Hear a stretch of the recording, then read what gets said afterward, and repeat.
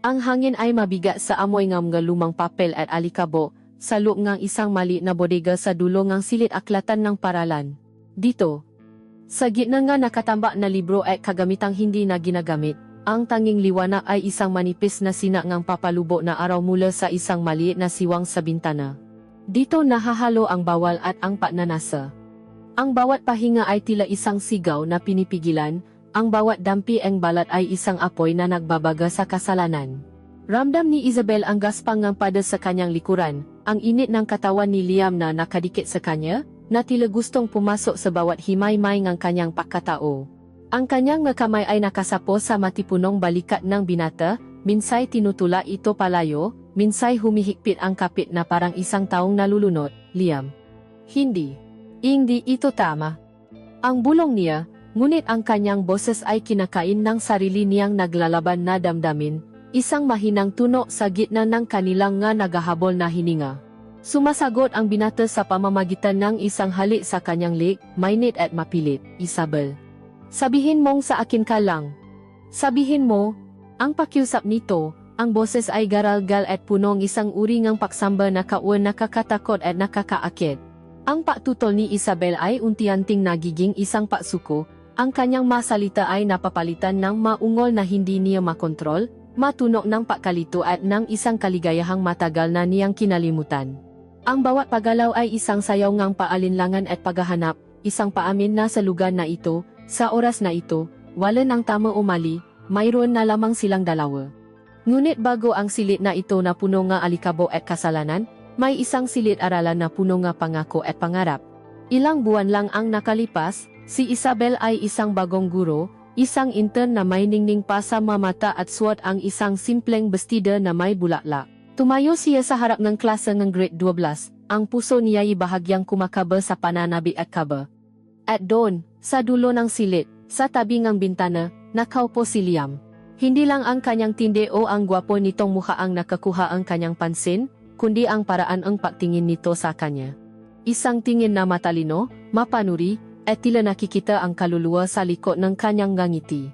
Sa unang araw na iyon, nang matamo ang kanilang nga mata sa gitna ng isang talakayan tungkol sa isang tulang paibig, isang bagay ang nasimula, isang kuryenteng hindi nila maintindihan, na sa mga susunod na buwan ay lalago at magiging isang apoy na tutupo sa lahat. Sariwa pa ang amoy ng floor wax sa pasilyo, humahalo sa pamilyar na halimuyak ng libro at ang bahagyang alinsangan ng umaga sa Maynila. Para kay Isabel, iyon ang amoy ng isang bagong simula. Mahipit ang hawak niya sa kanyang magamit, nararamdaman ang lamig ng leden na folder sa kanyang magadaliri na bahagyang nanginginig. Ito na iyon, ang kanyang unang opisyal na araw bilang isang student teacher para sa pinakamataas na baitang, ang grade 12. Sa isip niya, ilang beses na niyang inulit ang kanyang pambungat na sasabihin, ang ngangiting ipapakita, ang tamang tindig na dapat mapakita nga autoridad ngunit may kabaitan.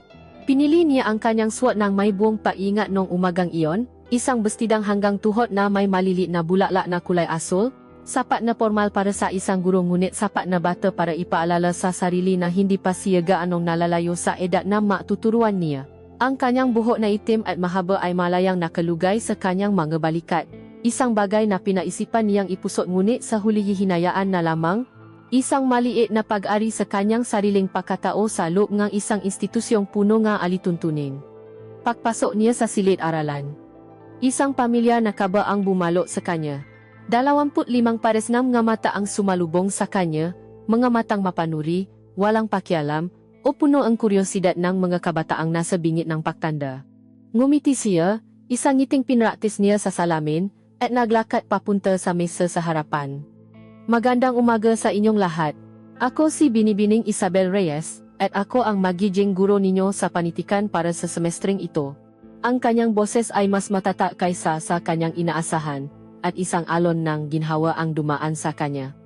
Sinimulan niya ang kanyang pagpapakilala, ang kanyang ngahili, ang kanyang pinagtapusan.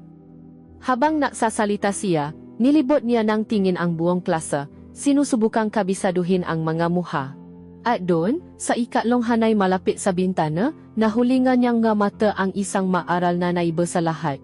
Hindi ito dahil sa ingay na ginagawa nito, sa katunayan, siya ang isa sa pinakatahimik. Nakasandal ito sa kanyang upuan sa isang paraan na nagpapakita ng kumpiyansa, hindi pakwawalang bahala.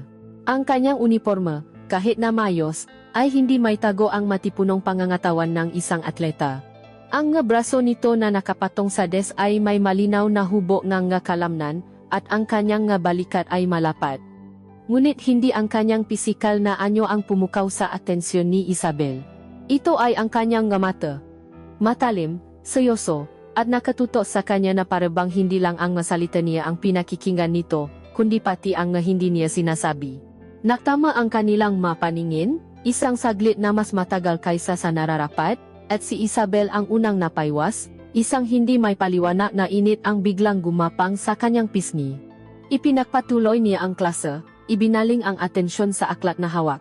Ang paksa para sa araw na iyon ay isang klasikong tula ni Francisco Balagtas, ang kay Celia. Habang binibikas niya ang bawat saknong, ang kanyang boses ay nakaroon ng sigla, dinala ng kagandahan ng mga salitang matagal na niyang minamahal.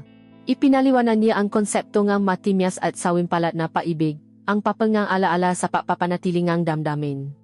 Mayroon ba kayong makatanungan? Tanong niya pagkatapos ng kanyang paliwanag. Ilang makamay ang nataas, makaraniwang tanong tungkol sa kahulugan ng mga malalalim na salita o mga makasaysayang konteksto. Sinagot niya ang lahat ng may pasensya.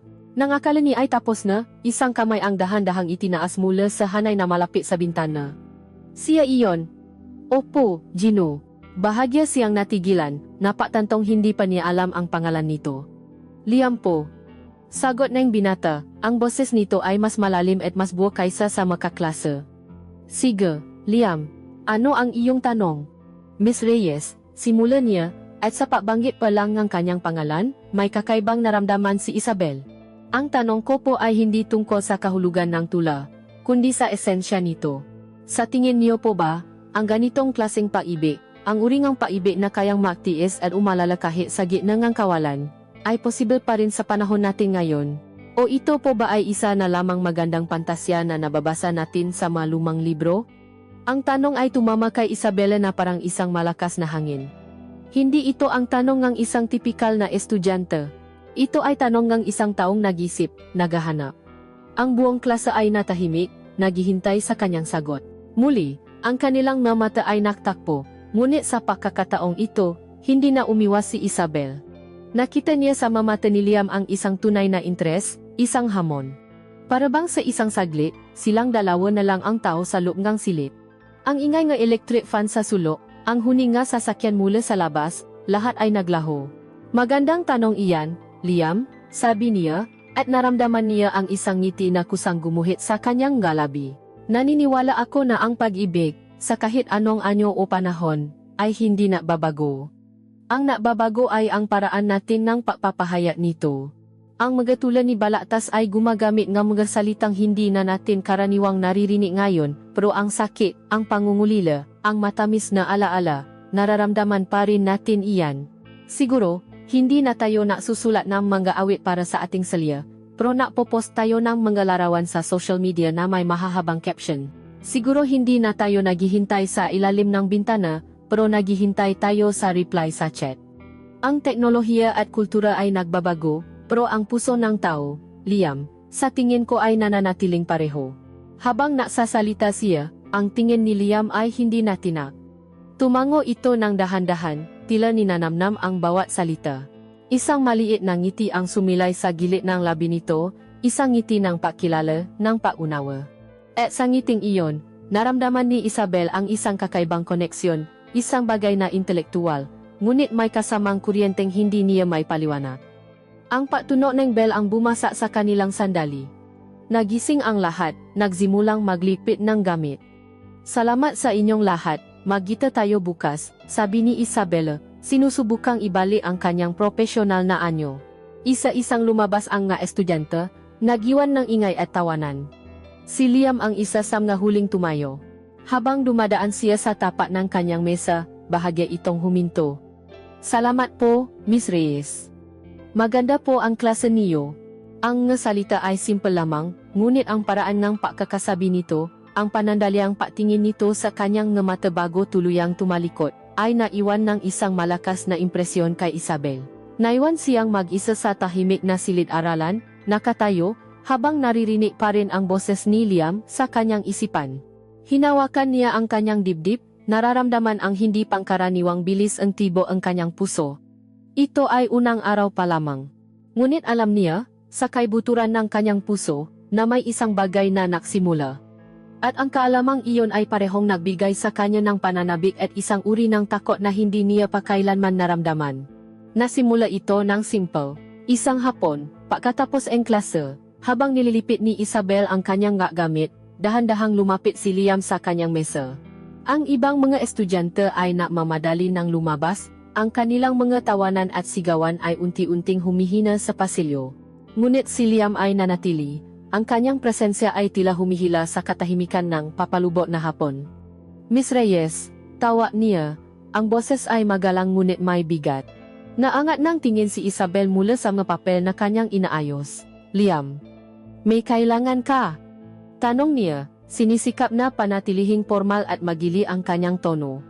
Naisip ko lang po, tungkol sa diskusyon natin kanina sa El Filibustrismo.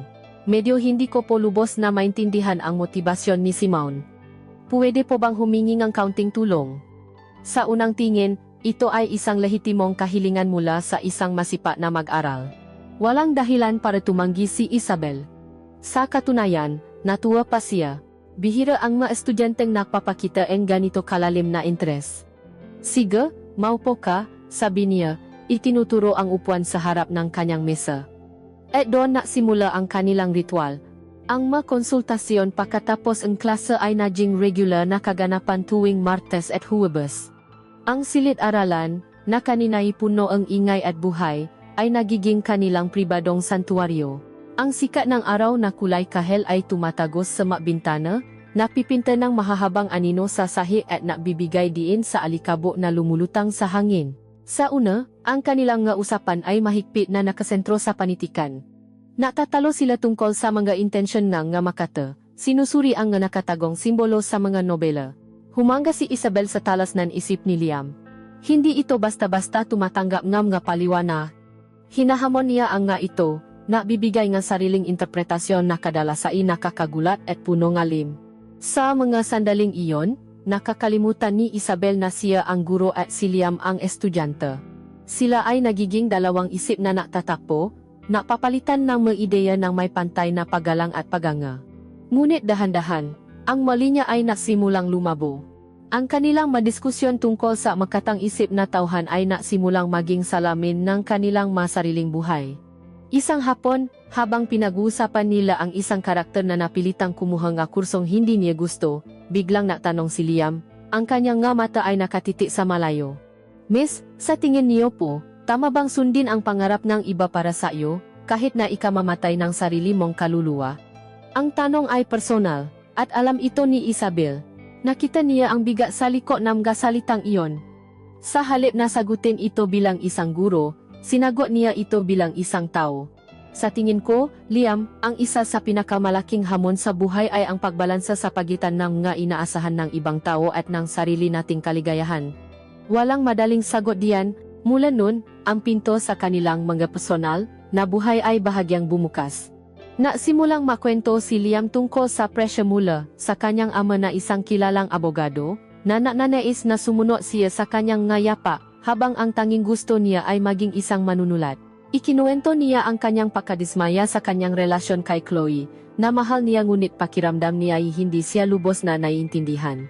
Nakikita niya lang po si Liam, ang team captain ng basketball. Hindi niya nakikita si Liam na gustong makbasa ng matula hanggang madaling araw. Sa bawat kwento, naramdaman ni Isabel ang isang kiro ng pakaunawa. Siya rin, sa sarili niyang paraan, ay nakaramdam ng pakagapos. Ang kanyang relasyon kay Marco, ang kanyang nobyo mula pa noong kolehiyo, ay naging comfortable ngunit walang kislap. Ang kanilang magapausap ay umikot na lamang sa magabayarin, sa magaplano para sa Sabado-Linggo, sa kung anong seri ang panonorin. Kailan ang huling beses na tinanong siya ni Marco kung ano ang tunay na nararamdaman niya tungkol sa isang libro, o kung ano ang kanyang nga takot at pangarap? Habang nakikinig siya kay Liam, naramdaman niya na siya ay nakikita hindi bilang si Miss Reyes na guro, hindi bilang si Belle, na nobya ni Marco, kundi bilang si Isabel, isang taong may sariling isip at damdamin. Ang nga oras na ginugugol nila sa tahimik na silid-aralan ay naging isang bagay na inaabangan niya. Isang pagtakas mula sa ordinaryong takbong kanyang buhay. Ang tensyon sa pagitan nila ay hindi malakas o halata. Ito ay banayad, lumalaki sa mga espasyo sa pagitan ng kanilang mga salita, sa mga pinipigilang ngiti, sa paraan ng kanilang pagtingin sa isa-isa. May mapakataon na habang napapaliwanag siya, mapapansin niyang ang mata ni Liam ay hindi nakatingin sa libro, kundi sa kanyang labi. May mga sandali na habang naabot sila ng libro, ang kanilang mga daliri ay makakadikit ng mas matagal kaysa sa kinakailangan. Isang dampi na nag-iwan ng kuryente sa kanilang mabalat. Isang hapon, umulan ng malakas. Ang tunog ng ulan sa yero ng bubong ay lumihan ng isang kurtina na tila naghihiwalay sa kanila mula sa mundo sa labas. Nagisa sila, at ang katahimikan sa pagitan nila ay naging mas makahulugan. Parang kulungan, ano po? Biglang sabi ni Liam, nakatingin sa bintanang puno nga patak nga ulan. Ang alin? Tanong ni Isabel. Itong ulan. Itong paaralan. Minsan, parang ang buong buhay. Tumingin si Isabel sa kanya, at sa pagkakataong iyon, wala na ang distansya ng guro at estudyante. Ang nakita niya ay isang binatang kaluluwa na uhaw sa paunawa. At naramdaman niya ang isang malakas na pananais na abutin ito, na sabihing naiintindihan niya. Ngunit pinigilan niya ang kanyang sarili. Ang nga salita ay nanatili sa kanyang lalamunan. Alam niyang may mangganan na hindi dapat tawirin. Ngunit habang nakaupo sila roon, sa ilalim ng kulay abong liwanag ng hapon, sa saliw ng walang tigil na ulan, naramdaman niyang ang nga hangganang iyon ay unti-unti nang nabubura. Bawat konsultasyon ay nagiging mas mahirap tapusin. Bawat paalam ay may kasamang hindi masabing panghihinayang. Umuwi si Isabel na dala-dala ang nga usapan nila, ang nga tingin ni Liam, ang pakiramdam ng pagiging buhay at konektado na hindi niya na maramdaman sa piling ni Marco. Nagsimula na siyang manabik, hindi pa ito isang pagnanasa para sa katawan, kundi isang mas malalim na uri ng pagkagutom, isang pananabi para sa isip, para sa atensyon, para sa kaluluwang nakakakita sa kanya. At alam niya, sa isang sulok ng kanyang isip na puno ng takot, na ang ganitong uri ng pananabi ay mas mapanganib. Dahil kapag ang isip at kaluluwa ay nauna ng maksanib, ang katawan ay tiyak na susunod. Ang taunang priyangang paaralan ay isang pagsabok nga ilaw at tunok. Ang campus na karaniwang tahimik at formal ay nakbagong anyo at naging isang makulay na karnabal. Mayroong magkakumukutitap na ilaw mula sa Ferris wheel, amoy ng matamis na popcorn at inihaw na barbecue sa hangin, at isang nakabibinging halong pop music mula sa mga speaker at sigawan na mga estudyanteng naglalaro sa mga booth. Para kay Isabel, na nakatayo sa gilid bilang isa sa mga faculty chaperone, ang lahat ng ito ay parang isang panonot sa ibang mundo. Suot niya ang isang simpleng itim na bestida, isang bagay na naisip niyang angkop para sa okasyon, ngunit sa gitna ng nga kabataang nakaistilong maong at t-shirt, pakiramdam niya ay lalo siyang hindi kabilang. Ang kanyang tungkulin ay makmasid, siguraduhing walang gulo, ngunit habang pinapanood niya ang mga estudyanteng malayang natatawanan at naglalandian, isang pakiramdam ng kalungkutan ang bumalot sa kanya. Pakiramdam niya ay isang multo, naron ngunit hindi talaga bahagi ng kasiyahan. At sa gitna ng pagmamasid na iyon, nakita niya siya. Nakatayo si Liam malapit sa isang larong pakbatong ng bola, at hindi siya nag-iisa. Nakakapit sa braso niya ang isang babaeng walang duda na si Chloe, ang kanyang nobya. Maganda si Chloe, sa paraang madaling hangaan, mahaba ang buhok, perpekto ang ngiti, at ang kanyang tawa ay malakas at punoeng kumpiyansa. Nakasuot ito na isang cute na damit na lalong napapatingka sa kanyang kasikatan. Pinapanood sila ni Isabel. Nakita niya kung paano isinandal ni Chloe ang ulo nito sa balikat ni Liam, kung paano nito hinawakan ang kamay ng binata na tila paari niya ito. Si Liam ay ngumingiti, nakikipagbiruan sa mga kaibigan, ginagampanan ang papangang perpektong nobyo at sikat na atleta. Ngunit habang tinititigan siya ni Isabel, na may kaalamang hindi alam ng iba tungkol sa mga pangarap at pagkadismaya ng binata, nakita niya ang isang bagay na kulang sa ngiti nito. Tila hindi ito umaabot sa kanyang mamata.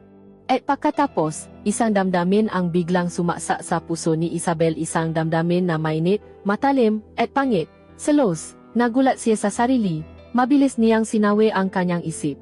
Bakit ako nakakaganito? Estudyante ko lang siya. May nobya siya. At ako, may nobyo ako. Si Marco. Si Marco na wala rito ngayong gabi dahil mayroon daw itong mahalagang trabaho. Si Marco na marahil ay nasa bahay lang at nanonood ng telebisyon. Ang paghahambing ay mabilis at malupit. Ikinuyom ni Isabel ang kanyang magkapalat. Ang selos na kanyang naramdaman ay hindi para sa dalagang nakakapit kay Liam, kundi isang selos para sa koneksyon, para sa atensyon na ibinibigay ni Liam sa iba. Isang atensyon na sa mga hapon sa loob ng silid-aralan, pakiramdam niya ay sa kanya lamang. Hindi niya makayanan ang pakiramdam na iyon. Tumalikot siya at nasimulang maglakat palayo sa maingay na sentro ng perya. Kailangan niya ng hangin. Kailangan niyang linawin ang kanyang isip. Naglakad siya patungo sa isang mas tahimik na bahagi ng campus, malapit sa lumang hardin ng eskwelahan na bihirang puntahan. Dito, ang ingay ng perya ay tila isang malayong alingaw na lamang. Umupo siya sa isang batong bangko sa ilalim ng isang malaking puno ng akasya, ipinikit ang kanyang mamata at huminga ng malalim. Miss Reyes? Isang boses ang bumasak sa kanyang katahimikan, ang boses na iyon. Ang boses na naging musika na sa kanyang ngahapon. Idinilat niya ang kanyang mata at nakita si Liam na nakatayo ilang hakbang mula sa kanya, maisa. Wala na sa kanya ang uniforme.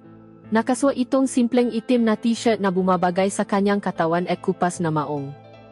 Sa labas ng paralan, sa ilalim ng malabong ilaw mula sa isang poste, mukha siyang mas matanda, mas seryoso. Ang pabango nitong amoy citrus at kahoy ay banayat na dinala ang hangin, isang amoy na panlalaki, hindi pambata. Okay lang po kayo? Tanong nito, may bakas ng paalala sa kanyang boses. Napansin ko pong umalis kayo sa gitna ng kasiyahan. Oh, okay lang ako, sagot ni Isabel, sinubukang ngumiti. Medyo nakakabingi lang ang ingay. Kailangan ko lang ng kaunting katahimikan. Tumango si Liam at lumapit, umupo sa kabilang dulo ng bangko, nagyuan ng magalang na espasyo sa pagitan nila. Ako rin po. Minsan, mas nakakapagod ang mapanggap na masaya ka kaysa sa totoong trabaho. Ang kanyang nga salita ay tumagos sa puso ni Isabel. Ito na naman ang koneksyon na iyon, ang paunawang hindi nangangailangan ng maraming paliwanag. Ganyan ba ang nararamdaman mo ngayon? Mahinang tanong ni Isabel. Nakibit balikat si Liam, ang kanyang mata ay nakatingin sa madilim na damuhan. Lagi naman po. Lahat sila, inaasahan nilang maging masaya ako, maging leader. Pero minsan, gusto ko lang mapaisa at magbasa ng libro kung saan walang nakakakilala sa akin. Sa sandaling iyon, hindi sila guro at estudyante. Sila ay 2 taong parehong nakakaramdam ng pag-iisa sa gitna ng karamihan. Nausap sila. Hindi tungkol sa panitikan, kundi tungkol sa buhay. Tungkol sa pakiramdam na hindi ka nababagay, tungkol sa mamaskarang isinusuot nila araw-araw. Nakinig si Isabel habang ibinabahagi ni Liam ang kanyang nga salobin, at naramdaman niya ang isang matinding pagnanais na alisin ang bigat sa mabalikat nito.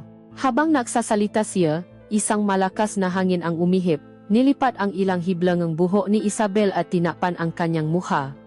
Bago pa man niya ito mayalis, isang kamay ang gumalaw. Iniabot ni Liam ang kanyang kamay at dahan-dahang inalis ang ngahibla ng buhok mula sa kanyang pisngi, isinukbit ito sa likod ng kanyang tainga. Ang kanyang magadaliri, mainit at bahagyang magaspang mula sa paglalaro ng bola, ay dumaplis sa kanyang balat. Ang dampi ay magaan, halos hindi maramdaman, ngunit para kay Isabel, ito ay parang isang kidlat. Ang buong mundo niya ay huminto. Ang malayong tunog ng priya, ang ihip ng hangin, ang tibok ng kanyang puso lahat ay najelo. Ang tanging naroroon ay ang init ng gadaliri ni Liam sa kanyang pisngi. Naktama ang kanilang nga mata. Sa malapit, nakita niya ang malilit na batik ng kulay kapwa sa mga mata nito. Nakita niya ang pagbabago sa mga ito, mula sa pag-alala ay naging isang bagay na mas malalim, mas madilim, isang katanungan, isang pagnanasa. Naramdaman niya ang kanyang sariling pahinga na tumigil sa kanyang lalamunan. Ang espasyo sa pagitan nila ay biglang napuno ng isang kuryenteng hindi nakikita ngunit halos nakakapasong damdamin. Kasing bilis ni pagsisimula nito, natapos din ito. Tila napaktanto ni Liam ang kanyang ginawa. Mabilis niyang binawi ang kanyang kamay na parabang napaso. Papasensya na po, miss, sabi niya, ang kanyang boses ay bahagyang nautal.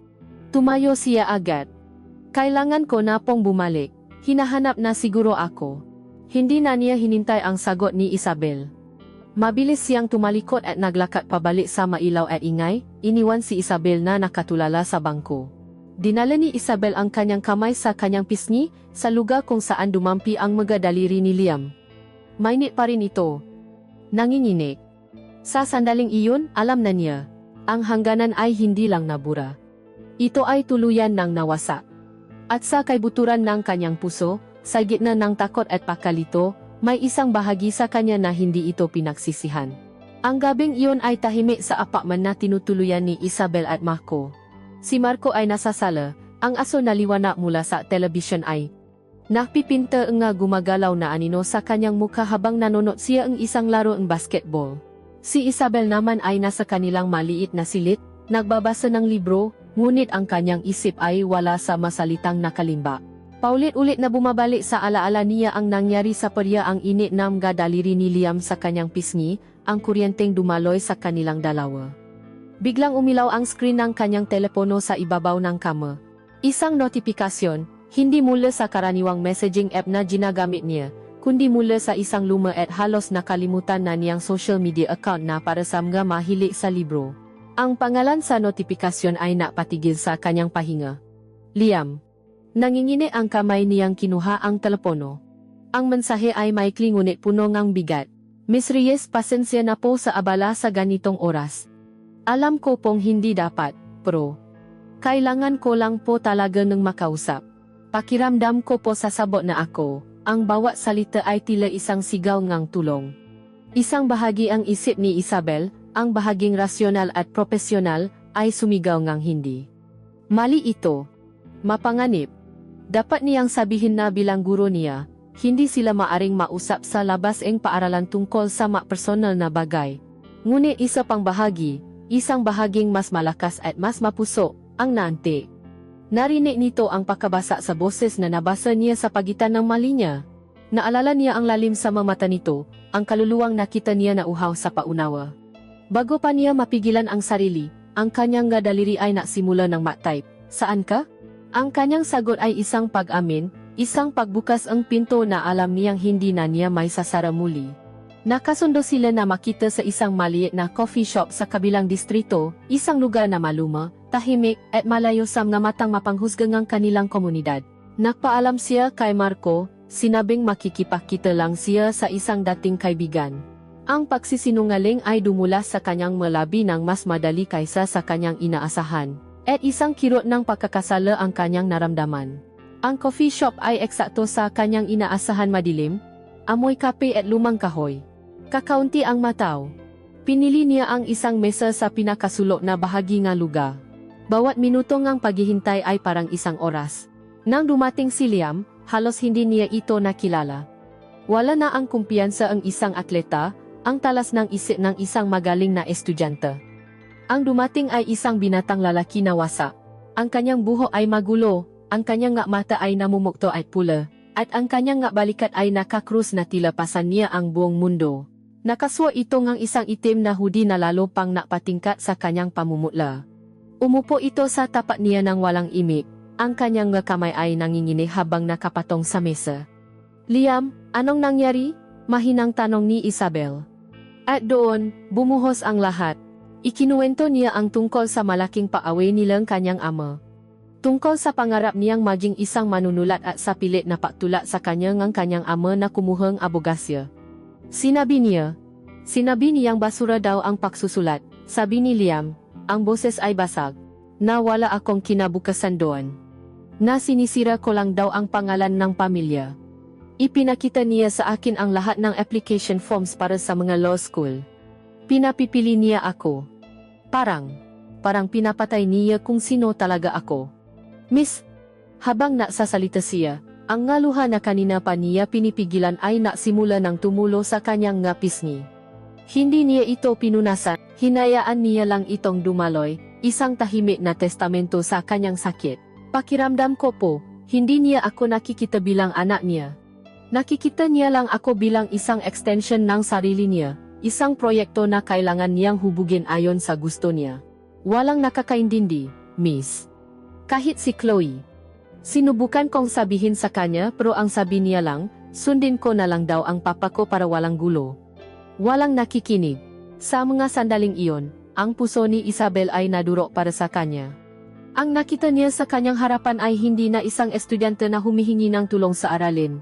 Ang nakita niya ay isang lalaki, isang batang lalaki na nasa gitna ng kanyang unang tunay na krisis sa buhay, na tumatakbo sa kanya dahil naniniwala itong siya lang ang makakaintindi. Ang lahat ng alituntunin, lahat ng profesional na hangganan, ay naglaho na parang usok. Ang tanging natira ay ang isang tao na nasasaktan at ang isa pang tao na gustong alisin ang sakit na iyon. Hindi na niya napigilan ang sarili. Iniabot niya ang kanyang kamay sa ibabaw ng mesa at hinawakan ang braso ni Liam. Ang kanyang nga daliri ay marahang humaplos sa telang hoodie nito, isang kilos na naglalayong magbigay ng kahit kaunting kapanatagan. Ang pahawa na ito ay iba sa lahat, hindi ito aksidente. Ito ay isang sadya at mulat na desisyon. Hindi ka naisa, Liam, bulong niya, ang kanyang boses ay puno ng isang emosyon na ikinagulat niya mismo, naintindihan kita. Tumingala si Liam sa kanya, ang kanyang nga mata ay puno ng luha at pagtataka. Sa tingin na iyon, nakita ni Isabel ang isang uri ng pagsamba, isang pagtitiwala na nakakatakot sa bigat nito. Alam mo ba, papatuloy niya, noong kasing edad mo ako, gusto nga magulang ko na mag-aral ako ang medisina. Iyon ang pangarap nila para sa akin. Ngunit ang puso ko ay nasa malibro. Isang taon akong nakipaglaban sa kanila. Isang taon kong naramdaman na ako ang pinakamalaking pagkabigo sa mundo. Sa pagbabahagi niya ang kanyang sariling kwento, naramdaman niya ang pahupa ang panginginig sa braso ni Liam. Ang kanyang hawa ay nanatili ron, ang ini ang kanyang palat ay tila nakbibigay ang lakas sa binata. Nakatingin lamang si Liam sa kanya, sumisipsip sa bawat salita na parabang iyon ang tanging bagay na nakpapanatili sa kanya na buo. Habang pinakmamasdan niya ang mukha ni Liam ang bakas ng luha, ang pagod, ang pag-asa na nakikita niya sa mata nito na nakatutok sa kanya isang bagay ang nabago sa kaloob-luban ni Isabel. Ang guro sa loob niya ay namatay sa sandaling iyon. Ang ipinanganak ay isang bagay na mas komplikado. Isang tagapagtanggol, isang kaibigan, isang babae. Isang babaeng nakatingin sa isang lalaking nasasaktan at nakakaramdam ang isang matinding pagnanais na protektahan ito, nayakapin ito at sabihing magiging maayos ang lahat. Ang kanilang pag-usap ay tumagal pa. Nang maubos na ang maaluhan ni Liam at napalitan ng isang pagod na katahimikan, nanatili sila ron sa kanilang maliit na sulok sa coffee shop. Ang kamay ni Isabel ay nanatili sa kanyang braso. Ang hangganan ay tuluyan ng nasira. Hindi sa isang pagsabok ng pagnanasa, kundi sa isang tahimik na paalay ng paunawa at kapanatagan. Nang sila'y maghiwalay ng gabing iyon, walang halik, walang yakap. Ngunit mayroong isang bagay na mas malalim na naipasa sa pagitan nila, isang pangunawa na sila ngayon ay makakampi laban sa mundo. At para kay Isabel, habang naglalakad siya pawi sa malamig na gabi, alam niya na ang patulong niya kay Liam ay simula pa lamang isang bagay na magiging sanhingang mas malaki pang pakawasa. Ang sumunod na araw pagkatapos ane kanilang pakikita sa coffee shop ay puno ang isang bagong uri ng kuryente. Ang kanilang mga session pagkatapos ang klase ay napatuloy, sa dahilan ang paghahanda para sa isang nalalapit na pagsusulit, ngunit ang hangin sa pagitan nila ay nagiba. Ito ay mas mabigat, mas siksik sa mga hindi sinasabing salita. Ang bawat paktama ng kanilang mga mata sa gitna ng klase ay mas matagal, puno nga isang sikretong pangunawa na sila lamang ang nakakaalam. Para kay Isabel, ang bawat araw ay isang paglalakad sa manipis na alambre sa pagitan ng profesional na tungkulin at ng isang damdaming lumalago at nagiging mapanganib. Sinubukan niyang kumbinsihin ang sarili na ang ginawa niya ay isang patulong lamang, isang paagapay sa isang estudyanteng nangangailangan. Ngunit sa gabi, kapag mag-isa na lamang siya sa kanyang nga iniisip, alam niya ang katotohanan. Ang kanyang pag-alala para kay Liam ay hindi na puro. Ito'y nababahiran na ngang isang bagay na mas personal, isang bagay na kinatatakutan niyang pangalanan. Isang hapon ng Biyernes, matapos ang kanilang huling session para sa linggong iyon, nagalo si Liam na ihatid siya sa kanyang sasakyan. Isang simpleng alok, ngunit sa konteksto ng kanilang bagong ugnayan, ito ay may bigat. Habang naglalakad sila sa halos wala ng taong pasilyaeng paralan, ang tanging maririnig ay ang kanilang ngayaba at ang malayong ugong ng papalapit na kulok. Ang langit sa labas ay kulay abo at mabigat, isang babala ng paparating na ulan. Pagdating nila sa parking lot, na halos walang laman na rin, ang hangin ay biglang lumamig. Habang kinakapa ni Isabel ang susi ng kanyang kotse sa loob ng kanyang bag, nasimulang pumata ang maunang butil ng ulan malalaki at mabibigat. Sa loob lamang ng ilang segundo, ang ambon ay naging isang malakas na buhos. Pumasok ka na. Sigaw ni Isabel sa gitna ng papalakas na ingay ng ulan, itinuturo ang pinto ng pasahero. Walang pag-aalinlangan, sabay silang pumasok sa loob ng maliit na kotse ni Isabel. Isinara ang nga pinto at biglang natahimik ang mundo sa labas, napalitan ng malakas na patambol ng ulan sa bubong at mga bintana. Sa loob ng kotse, ang hangin ay biglang naging siksik. Amoy sila ng ulan at ng pinahalong pabangon nilang dalawa. Ang espasyo ay maliit, ang kanilang nga tuhod ay halos makadikit. Sa labas, ang mundo ay nagiging isang malabong imahe sa likod ng mga bintanang pinupunasan ng malakas na ulan. Sila ay nasa loob ng isang maliit na bula, hiwalay sa lahat, at sa paisa na iyon, ang bigat ng kanilang manakdaang araw ay biglang bumaksak kay Isabel. Ang pagkakasala, ang takot. Ito na ang pagkakataon niya para itama ang mga bagay. Huminga siya ng malalim. Liam, simula niya, ang kanyang boses ay bahagyang nanginginig, tungkol sa nangyari. Noong isang gabi sa coffee shop, hindi na iyon pwedeng maulit. Tumingin sa kanya si Liam, ang kanyang mata ay madilim sa malabong liwanag sa loob ng kotse. Hindi ko maintindihan, Miss, guro mo ako, Liam, estudyante kita. Ang ginawa natin, ang pausap natin sa labas, mali iyon, isang pagkakamali. Ang salitang pagkakamali ay tila isang sampal kay Liam. Nakita ni Isabel ang sakit na dumaan sa kanyang mata, na mabilis na napalitan ng pagkadismaya. Pagkakamali? Ulit niya, may bahid ng pait sa kanyang boses. Iyon lang po ba ang tingin ninyo sa nangyari? Pagkatapos kong sabihin sa inyo ang lahat. Iyon po ang unang beses na may nakaunawa sa akin, na may nakinig. At para sa inyo, pagkakamali lang po iyon. Hindi mo naiintindihan ang sitwasyon, giit ni Isabel.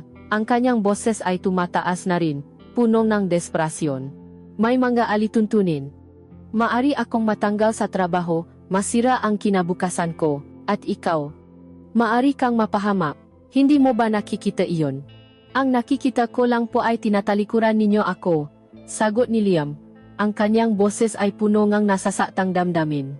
Ang nakikita ko ay natatakot kayo. Bakit po kayo natatakot, Miss Reyes? Dahil ba naramdaman niyo rin? Naramdaman niyo rin po yung koneksyon natin. At takot kayo dahil alam niyong totoo ito.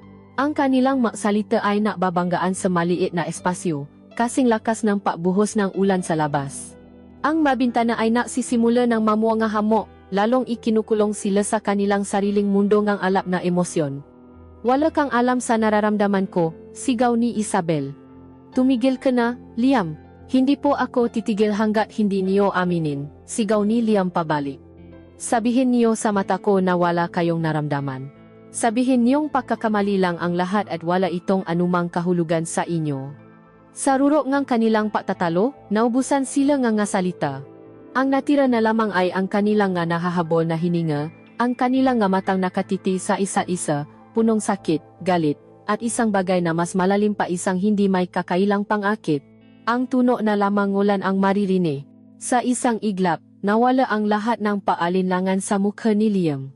Ang natira ay isang dalisay at desperadong pagnanasa. Bago pa man makapag-isip si Isabel, gumalaw na si Liam. Iniabot niya ang kanyang kamay at marahang hinawakan ang kanyang batok. Ang kanyang gadaliri ay lumubo sa kanyang buhok. Ang kanyang mukha ay lumapit sa kanya, at sa mga mata nito, wala ng bakas ng pagiging isang estudyante, ang nakatingin sa kanya ay isang lalaki. At pagkatapos, hinalikan niya siya. Ang halik ay hindi malambing. Ito ay marahas, gutom, at puno lahat ng kanilang pinigilang damdamin. Ang kanyang malabi ay naapoy sa kanya, may lasa ng ulan at ng desperasyon. Ang isip ni Isabel ay sumisigaw ng hindi. Tama na. Mali ito. Ngunit ang kanyang katawan. Ang kanyang katawan ay isang taksil. Sa halip na itula si Liam palayo, ang kanyang nga kamay ay umakyat at kumapit sa t-shirt nito, ang kanyang nga kuko ay bumaon sa tela. Ang kanyang katawan, na matagal nang hindi nakakaramdam nga nitong uri ngang sidingang damdamin, ay sumuko. Tinugon niya ang halik. Tinugon niya ito ngang may parehong tindi, parehong gutom. Ito ay isang halik ng pagamen, isang halik ng pagsuko. Ito ay isang pagkakamali, isang napakagandang pagkakamali. Nang sila'y magiwalay, pareho silang naghahabol ng hininga. Ang kanilang manu ay makadikit, ang kanilang labi ay namamaga at bahagyang makahiwalay. Walang nagsasalita. Ang tanging maririnig ay ang patuloy na pagbuhos ng ulan sa labas at ang malakas na kabog ng kanilang mga puso. Ang bintana ng kotse ay ganap ng nababalo ng hamok, itinago sila mula sa mundo, sa loob ng kanilang munting espasyo ng kasalanan. Tumingin si Isabel kay Liam, at sa mata nito, nakita niya ang refleksyon ng sarili niyang pagkawasak. Ang linya ay natapakan na, ang hangganan ay nawasak na. At sa katahimikan na iyon, sa loob ng kotseng nakakulong sa gitna ng ulan, alam nilang dalawa na wala ng balikan pa. Ang pag-uwi ni Isabel ng gabing iyon ay isang malabong panaginip na puno ng pagkakonsensya.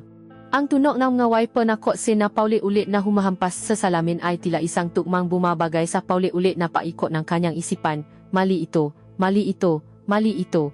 Ang lasaing labi ni Liam ay nakatatak pa rin sa kanya, isang mainit at makasalan ng alaala na hindi niya mabura gaano man niya kailis ang sariling labi.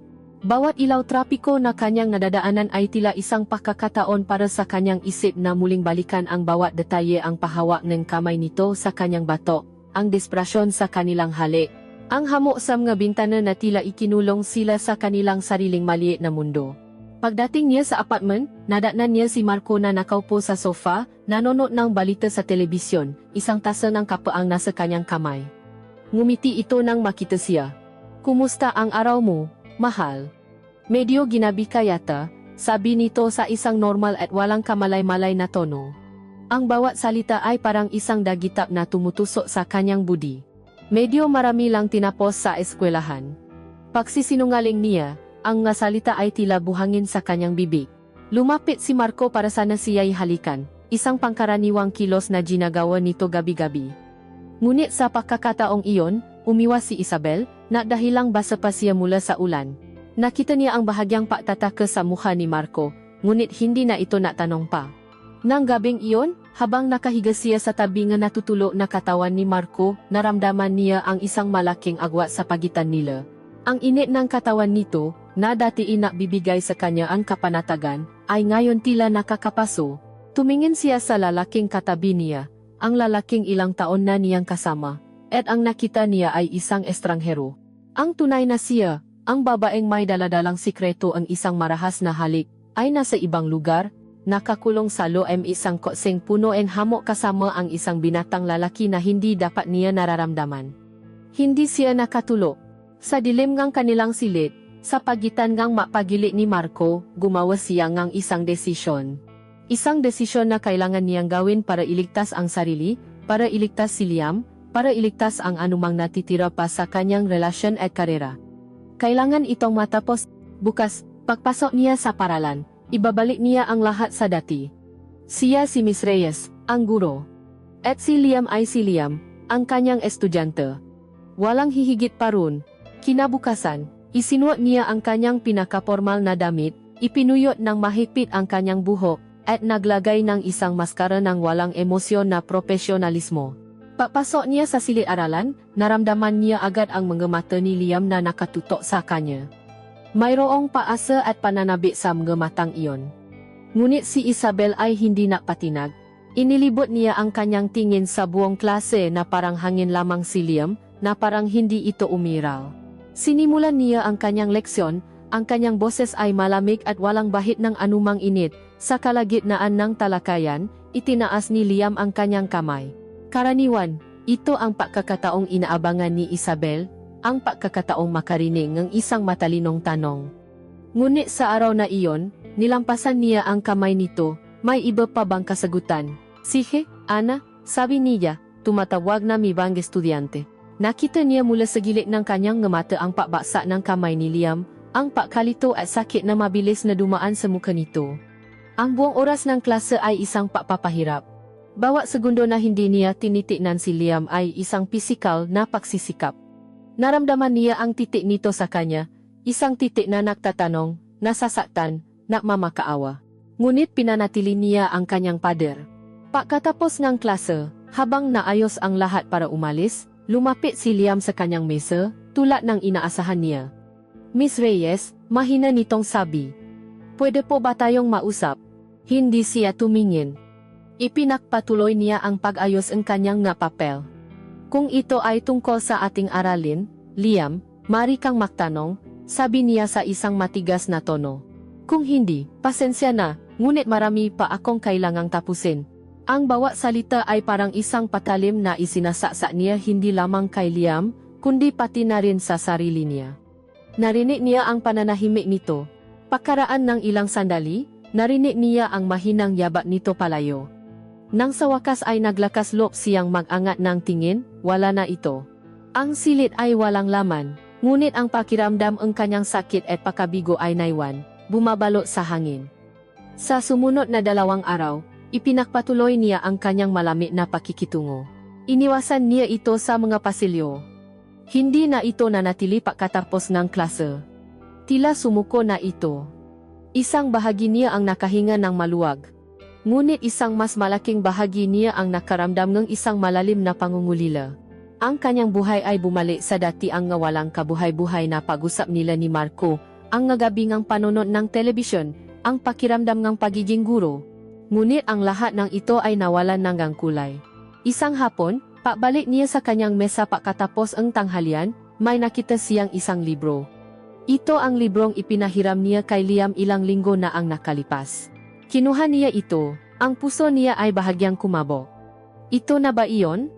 Ang huling simbolo ng kanilang koneksyon, isinasauli na, isang senyales ng pagsuko. Inilagay niya ang libro sa kanyang bag at sinubukang huwa ng isipin pa. Ngunit nang gabing iyon, sa kanyang silid, habang si Marco ay nasa labas kasama ang makaibigan, hindi niya mapigilan ang sarili. Kinuha niya ang libro. Habang binubuklat niya ang pahina, isang maliit at nakatuping papel ang nahulog mula sa gitna, nanigas si Isabel. Ang kanyang pahinga ay huminto. Nanginginig ang magkamay niyang dinampot ang kapirasong papel. Dahan-dahan niya itong binuksan. Nakasulat dito, sa pamilyar at matatak na sulat kamay ni Liam, ang ilang mga salita lamang. Hindi po iyon isang pagkakamali. Huwag po nating gawing isang pagkakamali. May mga bagay na mas malakas kaysa sa mga alituntunin. Pakiusap, kailangan ko po kayong makausap. Ang mga salitang iyon ay parang isang martilyong bumasa sa lahat ng pader na kanyang itinayo. Ang kanyang malamig na determinasyon, ang kanyang pinahirapang profesionalismo, lahat ay gumuho sa isang iglap. Ang alaala ng hali ay bumalik, hindi na bilang isang multo ang pagkakasala, kundi bilang isang buhay na apoy ang pagnanasa. Ang pananabik na sinubukan niyang ibaon sa ilalim ng takot at responsibilidad ay biglang umapaw, mas malakas at mas hindi mapigilan kaysa dati. Niyakap niya ang maliit na piraso ng papel sa kanyang dibdib, at ang mga luha na matagal na niyang pinipigilan ay nagsimulang bumuhos.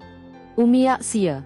Umiyak siya para sa kanyang pagkakasala, para sa kanyang pagkalito, at higit sa lahat, umiyak siya dahil sa katotohanang natalo na siya sa laban. Hindi na niya kayang lokohin ang sarili. Ang nararamdaman niya para kay Liam ay totoo. At sa paaming iyon, naramdaman niya ang isang nakakatakot na kalayaan.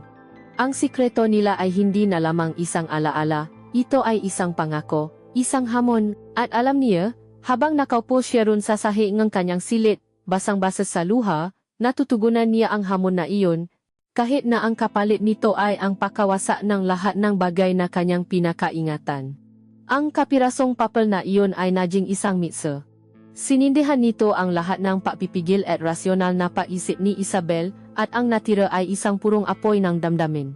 Sa sumunod na araw, ang pader na yelo sa pagitan nila sa silid-aralan ay natunaw. Hindi na niya kayang iwasan ang mata ni Liam. At nang muli silang makatinginan, sa halip na malamig na profesionalismo, ang ibinigay ni Isabel ay isang bahagyang patango, isang tahimik, mapanganib na pasang-ayon. Pagkatapos ng klase, habang ang ibang mga estudyante ay nagmamadaling lumabas, nanatili si Liam, naghihintay. Dahan-dahang lumapit si Isabel sa kanyang upuan, hindi sa mesa ng guro kung saan may distansya, kundi sa mismong tabi niya. Mamayang 5:00, bulong niya, ang kanyang boses ay halos hindi marinig. Sa bodega ng library. Para matapos na natin to, ang mahuling salita ay isang kasinungalingan, at alam nilang pareho. Hindi sila makikita para tapusin ang anumang bagay, kundi para simulan ito. Dumating si Isabel sa bodega 5 minuto bago ang takdang oras. Ang pamilya na amoy ang alikabo at lumang papel ay sumalubong sa kanya. Ang katahimikan ay halos nabibingi, at ang tanging liwana ay mula sa isang manipis na sinangang hapon na tumatagos sa isang mali na bintana sa itaas. Ang puso niya ay dumadagundong sa kanyang dibdib. Isang halo ng takot at isang matinding pananabi na hindi niya panaramdaman sa buong buhay niya. Maya-maya, dahan-dahang bumukas ang pinto at pumasok si Liam. Isinara niya ang pinto sa kanyang likuran, at ang tunog ng paklik ng trangka ay tila isang hatol, isang selyo sa kanilang kapalaran. Ikinukulong sila sa kanilang sariling pribadong mundo. Sa malabong liwanag, tinitigan nila ang isa-isa. Walang naksalita, nandito tayo para mausap. Sa wakas ay sabi ni Isabel, sinisikap na panatilihing matata ang kanyang boses. Para itigil to bago pa mahuli ang lahat. Liam, hindi pwede. Guro mo ako, may nobyo ako, may nobya ka, lahat ng ito, mali. Lumapit si Liam, bawat hakbang ay mabagal at sinadya. Itapon niyo na po lahat ng dahilan, Isabel, sabi niya, at sa unang pagkakataon, tinawag siya nito sa kanyang unang pangalan ng walang miss sa unahan. Ang tunog niyon mula sa kanyang mga labi ay napadala ng panginginig sa buong katawan ni Isabel. Itapon niyo na po ang tungkol sa trabaho niyo, sa mga nobyo at nobya natin, isang tanong lang po. Tumingin kayo sa mga mata ko at sabihin niyong ang naramdaman natin sa loob ng kotse. Sabihin niyong kasinungalingan lang yon. Nakatayo na siya ngayon sa mismong harapan niya. Ang init ng kanyang katawan ay nararamdaman na ni Isabel. Ang kanyang pabango, ang kanyang presensya, ay bumabalot sa kanya. Naangat siya ang tingin, sinubukang hanapin ang lakas para sabihin ang kasinungalingang hinihingi nito. Ngunit nang makita niya ang katapatan, ang sakit, at ang matinding pagnanasa sa mata ni Liam, ang masalita ay hindi lumabas. Umiling lamang siya ng marahan, isang tahimik na paamin. Isang paamin na sumira sa huling hiblang ang kanyang papipigil. Hindi ko kaya, bulong niya, at ang masalitang iyon ay may dalawang kahulugan. Hindi ko kayang itigil ito. At hindi ko na kayang pigilan pa. Isang malungkot na ngiti ang sumilay sa malabi ni Liam. Dahan-dahan niyang inianga ang kanyang kamay at hinaplos ang pisngi ni Isabel, tulad ng ginawa niya sa hardin noong gabi ng priya. Ngunit ngayon, wala nang paatubili. Ang kanyang haplos ay may kasiguraduhan, may pag-aangkin. Ipinikit ni Isabel ang kanyang mata, ninamnam ang init ng kanyang palat. At pagkatapos, hinalikan siya ni Liam. Ang halik na ito ay iba. Hindi ito marahas tulad ng una. Ito ay malalim, mabagal, at puno ng lahat ng pangungulila at pananabi na kanilang itinago. Ito ay isang halik na nagsasabing sa wakas. Ang nga kamay ni Liam ay gumalaw mula sa kanyang mukha, pababa sa kanyang nga balikat, sa kanyang likod, hinihila siya palapit hanggang sa wala ng espasyo sa pagitan nila. Ang nga kamay ni Isabel, na kanina walang lakas na nakabitin sa kanyang tagiliran, ay dahan-dahang umakyat, yumakap sa lik ni Liam. Ang kanyang madaliri ay sumasalo sa malambot na buhok sa kanyang batok. Sila'y nalunok sa sandaling iyon. Nang bahagya silang magiwalay para huminga, ang kanilang mga noo ay makadikit pa rin. Liam, dito, baka may makakita sa atin. Huling pagsubok ni Isabel na manumbalik sa katinuan. Ngunit ang kanyang boses ay mahina, isang bulong na kinakain ng sarili niyang pananasa. Sa halip na sumagot, ibinalik ni Liam ang kanyang ngahalik sa kanyang panga, pababa sa kanyang lik. Ang bawat dampi ng kanyang ngalabi ay naiwan na naapoy na bakas. Naramdaman ni Isabel ang sarili niyang kamay na nanginginig habang bumababa ang ito mula sa lik ni Liam patungo sa kanyang sariling dibdib. Sa isang kilos ng tuluyang pasuko, sinimulan niyang tanggalin ang butones ng kanyang sariling blusa. Isa-isa. Ang kanyang mata ay hindi humihiwalay sa mata ni Liam. Ito ay hindi isang pakilos ng kahinaan, kundi isang deklarasyon. Isang pagpili. Nang mahulo ang kanyang blusa sa sahi, naiwan siya sa suot niyang simpleng bra na gawa sa puting puntas. Sa malabong liwanag ng bodega, tiningnan siya ni Liam na may pagkamangha, na parabang siya ang pinakamagandang bagay na nakita nito sa buong mundo. Isabel. Ang pangalan niya ay isang dasal sa kanyang ngalabi. Dahan-dahan, isinandal siya ni Liam sa isang lumang estante na puno ng libro. Ang gaspanggang hoy sa kanyang likod ay isang matalim na paalala kung nasaan sila. Ngunit ang lahat ng kanyang pandama ay nakatuon lamang sa lalaking nasa harapan niya. Ang kanyang maakamay ay gumapang sa kanyang baywang, ang kanyang maahali ay naging mas mapuso. Ang kanyang mahinang pagtutol ay naging maungol ng kaligayahan. Ang matuno ng kanilang pahinga ay humalo sa katahimikan ng silid, isang ipinagbabawal na musika. Bawat haplos, bawat halik, ay isang paglaba sa lahat ng alituntunin, at sa bawat paglaba, lalo silang napapalapit sa isa't isa. Ang kanilang magkatawan ay naksalita sa isang lengwaheng mas matanda pa sa mga salita, isang wika ng pangangailangan, ng panyanasa, ng isang koneksyon na parehong maganda at nakakasira. Sa gitna ng alikabo at mga anino, sa isang lugar na dapat ay simbolo ng kaalaman at kaayusan, gumawa sila ng sarili nilang mundo ng kaguluhan at kasalanan.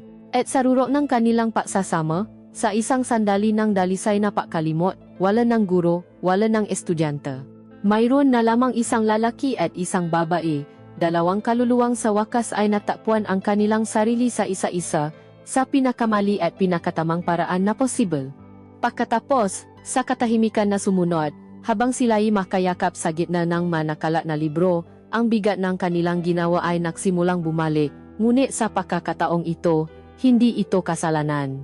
Ito ay isang malalim at nakakatakot na pag-isa. Sila ngayon ay makasabwat, makasama sa isang sikretong mabubuklot sa kanila mapakailanman. Ang linya ay hindi lamang natapakan. Ito ay binura na. Ang paglabas nila mula sa bodega ng library ay ang unang pagsubok sa kanilang bagong katotohanan. Bawat isa ay lumabas ng makahiwalay, na may ilang minutong pagitan, isang maingat na koreografiya na kanilang pinaplanuhan sa gitna ng kanilang nahahabol na hininga. Para kay Isabel, ang bawat hakbang sa tahimik na pasilyo ing paaralan ay parang isang paglakat sa ibabaw ing mabasa na salamin. Ang bawat anino ay tila isang namamasit na mata, ang bawat malayong tuno ay isang banta. Ang mundo ay hindi na bago, ngunit ang kanyang pananaw dito ay tuluyan ng nasira. Siya ngayon ay isang taong may itinatago, isang sikretong mabigat at nag-aalap sa kanyang dibdib. At sa gitna ng takot, mayroong isang hindi may kakailang kislap ng kaligayahan, isang makasalanang kagalakan. Ang kanilang relasyon ay lumipat mula sa mga pampublikong espasyo ng silid-aralan patungo sa mga anino. Nagsimula ang isang masalimot na sayaw na mga lihim na pakikita at mga ninanakaw na sandali. Ang kanilang komunikasyon ay naging isang sining. Gumamit sila ng isang lumang messaging app na walang nakakaalam, kung saan ang kanilang mga pangalan ay mga kod. Ang kanilang mensahe ay may ngunit siksik sa kahulugan. Isang salita, isang oras, isang lugar. Music room. 4 PM.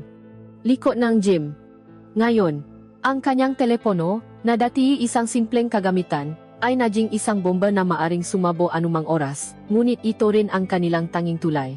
Ang bawat tunog na notifikasyon ay nagpapatigil sa kanyang pahinga, isang halo ang kaba at pananabi. Ang kanilang mapakikita ay maikli, madalas, at mapanganib. Isang mabilis na pagdadaop ng kanilang magkamay sa isang siksikang pasilyo.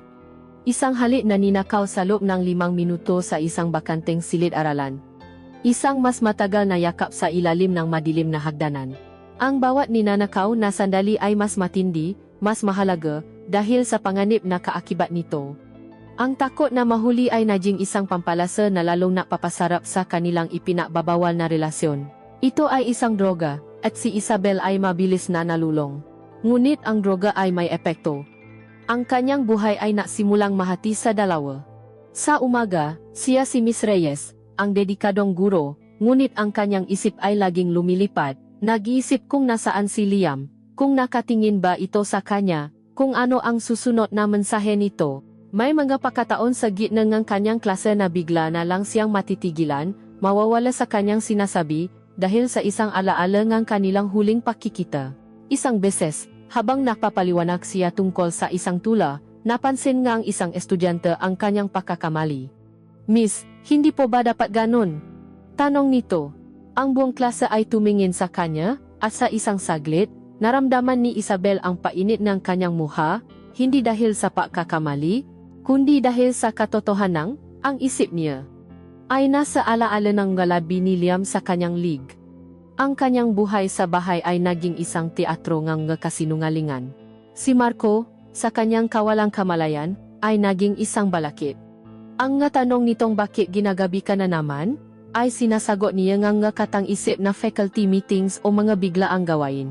Ang bawat kasinungalingan ay isa pang rehas na ikinukulong niya sa kanyang sarili.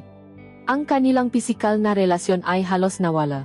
Kapag sinusubukan siyang hawakan o halikan ni Marco, ang kanyang katawan ay naninigas. Pakiramdam niya ay isang huwad, isang taksil. Ang ngahaplos ni Marco ay naging malami at walang kahulugan kumpara sa nag-apoy na paknyanasa na kanyang nararamdaman sa piling ni Liam. Isang gabi, pagkatapos nilang matali ni Marco isang gawain na naging mekanikal at walang emosyon para kay Isabel, pumasok siya sa banyo at tumingin sa salamin. Ang babaeng nakatingin pabalik sa kanya ay may mga matang pagod at puno ng mga sikreto. Hindi na niya ito kilala. Sino ka na? Bulong niya sa kanyang refleksyon. Si Liam, sa kabilang banda, ay nagbago rin. Napapansin ni Isabel sa paralan na tila mas naging mainitin ang ulo nito. Mas madalas itong may paisa, lumalayo sa dati nitong grupo ng kaibigan. Minsan, habang makasama sila sa isa sa kanilang malihim na takbuhan, narinig niyang kausap nito sa telepono si Chloe. Ang boses ni Liam ay walang pasensya at iritado. Una, sige na. Busi ako. Pakababa niya ng telepono, niyakap niya si Isabel ng mahigpit. Dito lang ako buo, bulong nito sa kanyang buhok, sayo lang. Ang masalitang iyon ay parehong nagbigay sa kanyang kaligayahan at takot. Sila ay naging isang isla para sa isa't isa, ngunit ang islang iyon ay nasa gitna ng isang nangangalit na karagatan, at anumang oras, maari silang lamunin ng gaalon. Sa kabila ng lahat ng kasinungalingan at paghihirap, ang nasandali nila ni Liam ay ang tanging bagay na nagpapanatiling buhay kay Isabel. Sama bisik nito. Sa loob ng kanilang munting mundo nga anino, siya ay hindi isang guro, hindi isang nobya, hindi isang sinungaling. Siya ay si Isabel lamang, isang babaeng umibig ng lubos at walang pag-aalinlangan. Ngunit sa tuwing maghihiwalay sila at babalik sa kanilang mga totoong buhay, ang bigat ng katotohanan ay bumabalik, mas mabigat kaysa dati. Ang kanilang lihim na kaligayahan ay may katumbas na halaga, isang halaga na unti-unti nilang binabayaran sa pamamagitan ng piraso ng kanilang dating sarili, isang halaga na alam nilang pareho, sa kaibuturan ng kanilang mapuso, ay hindi nila kayang bayaran mapakailanman. Ang kanilang paibigan ay isang magandang suno, na bibigay ng init at liwanag sa kanilang mabuhay. Ngunit hindi nila napapansin na ang apoy na iyon ay unti-unti na ring tumutupok sa pundasyon ng lahat ng bagay na kanilang itinayo. Sa palipas ng malinggo, ang kanilang lihim na mundo ay nakaroon ng sarili nitong ritmo, isang mapanganib na himig na kanilang sinasabayan. Ang takot ay laging nariyan, isang aninong nakabuntot, ngunit ito'y napapalitan ng isang uri ng kumpiyansa. Nagiging mas matapang sila sa kanilang makilos, mas sanay sa pagsisinungaling. Ang kanilang ninanakaw na sandali ay nagiging mas matagal. Ang panganib, sa halip na maging isang babala, ay naging isang pampalasa na lalong nagpapatindi sa kanilang pagnanasa. Isang Biyernes ng hapon, ang paralan ay halos wala ng tao. Ang karamihan sa mga guro at estudyante ay maagang umuwi para sa darating na mahabang bakasyon. Para kay Isabel at Liam, ito ay isang perpektong pagkakataon. Ang kanilang napiling takbuhan ay ang mismong silid-aralan ni Isabel, isang lugar na parehong pamilya at bawal. Sa loob ng 4 na sulok na iyon kung saan siya dapat ay isang huwarang guro, sila ay malaya. Nakasara ang pinto, ang bintana ay natatakpan ng kurtina. Si Isabel ay nakaupo sa ibabaw ng kanyang mesa habang si Liam ay nakatayo sa pagitan ng kanyang mahita, ang kanilang malabi ay makadikit sa isang malalim at marahang halik. Ang kanyang kamay ay nasa ilalim ng t-shirt ni Liam, hinahaplos ang mainit at matipunong likod nito. Ang kamay naman ni Liam ay marahang gumagapang sa kanyang binti. Wala na ang pagmamadaliing kanilang unang pakikita. Ang naroon ay isang komportableng paknanasa, isang paangkin na sila ay para sa isa-isa-isa sa munting mundong kanilang niliha. Dapat na tayong umuwi, bulong ni Isabel sa pagitan ng kanilang gahalik, ngunit wala sa kanyang tono ang anumang balak na tumigil. 5 minuto pa, sagot ni Liam, ang kanyang boses ay malalim at puno ng paknanasa, habang ang kanyang halik ay bumababa sa kanyang lip. Sa gitna ng kanilang pagkalimot, isang tunog mula sa labas ang bumasa sa kanilang katahimikan, isang tunog ng yaba na papalapit sa pasilyo. Sa una, binaliwalan nila ito. Marahil ay isang janitor lamang. Ngunit ang mayabak ay huminto sa tapat mismo ng ilang pinto. At pagkatapos, isang boses ang kanilang narinig, isang boses na nakpatigil sa pag-ikot ng mundo ni Isabel. Mahal, Isabel, nandito ka pa ba? Si Marco. Nanlamig ang buong katawan ni Isabel. Ang kanyang puso, na kanina lang ay tumitibo sa pagnanasa, ay ngayon dumadagundong sa purong takot. Nakatinginan sila ni Liam, ang kanilang nga mata ay nanlalaki sa gulat at sindak. Sa isang iglap, sila'y kumilos. Mabilis na tumayo si Isabel mula sa mesa, inaayos ang kanyang gusot na damit.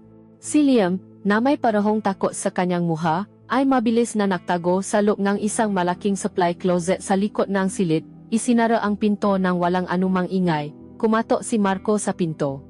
Bel, buksan mo, ako to. Nanginginig na huminga ng malalim si Isabel, sinubukang pakalmahin ang kanyang sarili. Naglakad siya papunta sa pinto, ang kanyang nga tuhod ay tila gelatin. Pagbukas niya ng pinto, nakita niya si Marco, nakangiti, may dalang isang supot ng kanilang paboritong pagkain. Naisip kong sorpresahin ka. Sabi mo kasi marami kang ginagawa kaya dinalhan na kita na hapunan, masaya nitong sabi. Pumasok ito sa loob ng silid, at ang bawat hakbang nito ay parang isang dagitap na tumutusok sa dibdib ni Isabel. Ang kanyang nga mata ay hindi malis sa pintong closet kung saan natatago si Liam. Salamat, mahal. Hindi mo na kailangang maabala, sabi niya, sinisikap ng gumiti ng natural. Bakit nakalo ang pinto? Tanong ni Marco, habang inilalapa ang pagkain sa mesa. Ah, kasi. Nagche-check ako ng mga test papers. Kailangan ko ng tahimik, pagsisinungaling niya. Tumingin-tingin si Marco sa paligid, parang may kasama ka kanina. May narinig akong ibang boses. Wala. Siguro guni-guni mo lang. O baka naman mga estudyante sa labas, mabilis niyang sagot, ang kanyang puso ay malapit nang lumabas sa kanyang dibdib. Naramdaman niyang kailangan niyang may labas si Marco mula sa silid na iyon sa lalong madaling panahon. Alam mo, pagod na talaga ako. Umuwi na lang kaya tayo. Sabi niya, hinawakan ang braso ni Marco at marahang hinila ito palabas. Sige, sang-ayon ni Marco, kunin ko lang yung susi ko, nahulog yata sa bulsa ko. At nagsimula itong maglakad papunta sa direksyon ng closet. Huminto ang pahinga ni Isabel. Huwag. Ako na. Ako na ang hahanap. Baka nandito lang sa mesa ko, halos pasigaw niyang sabi. Tumingin si Marco sa kanya nang may pagtataka dahil sa kanyang biglaang reaksyon. Okay ka lang? Parang balisa kayata. Hindi, okay lang. Masakit lang ang ulo ko, halika na please. Gusto ko nang umuwi. Sa wakas, pagkatapos ang tila isang walang katapusang sandali, naniwala si Marco. Lumabas sila ngang silid at nilok ni Isabel ang pinto, ang kanyang nga kamay ay nangingini pa rin. Habang naglalakad sila palayo, ang bawat hakbang ay isang pagpapahirap. Alam niyang naiwan si Liam sa loop, nag-iisa sa dilim. Pagkahati niya kay Marco sa kanilang apartment, gumawa siyang dahilan na may naiwan siyang importanteng gamit at kailangan niyang bumalik. Nagmamaneho siya pabalik sa paaralan na puno ng galit at takot. Pagbukas niya ang pinto ang silid-aralan, nakita niya si Liam na nakaupo sa sahig, nakasandal sa pader, ang kanyang mukha ay isang maskara ang hindi may paliwanag na emosyon. Nang marinig niya ang papasok ni Isabel, tumayo ito. Ang lunas na dapat sana inaramdaman nila ay hindi dumating. Ang natira ay ang mapagnalasang kanilang kamuntikang pagkakahuli. Nakita mo na? Nagsimulang sumigaw si Isabel. Ang kanyang boses ay puno ng adrenaline at takot. Nakita mo na kung gaano ito kapanganib? Paano kung hindi siya naniwala? Paano kung binuksan niya ang closet na yun? Tapos na sana tayo, Liam. Tapos na ang lahat. Anong gusto mong gawin ko? Sagot ni Liam, ang kanyang boses ay matigas din, nasasaktan sa tono ni Isabel. Kasalanan ko bang dumating siya? Hindi mo naiintindihan. Ang nakataya dito ay ang buong buhay ko. Ang trabaho ko. At sa tingin mo, ikaw lang ang may nakataya, sigaw ni Liam pabalik, ang kanyang nga mata ay nag-alap. Narinig ko kayo. Narinig ko kung paano kaniya tawaging mahal. Habang ako, natatago sa isang madilim na sulok na parang isang kriminal. Ang kanilang nga salita ay nga sandatang isinasaksak nila sa isa't isa, parehong nasasaktan, parehong natatakot. Ang away na iyon ay hindi dahil sa galit sa isa't isa, kundi dahil sa galit sa kanilang sitwasyon, sa takot na mawala ang kung anong mayroon sila. Lumapit si Isabel at tinulak niya si Liam sa dibdib. Ayoko na nito. Sigaw niya, ang ngaluha ay nagsisimula ng mamo sa kanyang nga mata. Hinawakan ni Liam ang kanyang nga kamay para pigilan siya. Huwag mong sabihin yan, sabi nito. Ang kanyang boses ay biglang naging isang pakiusap.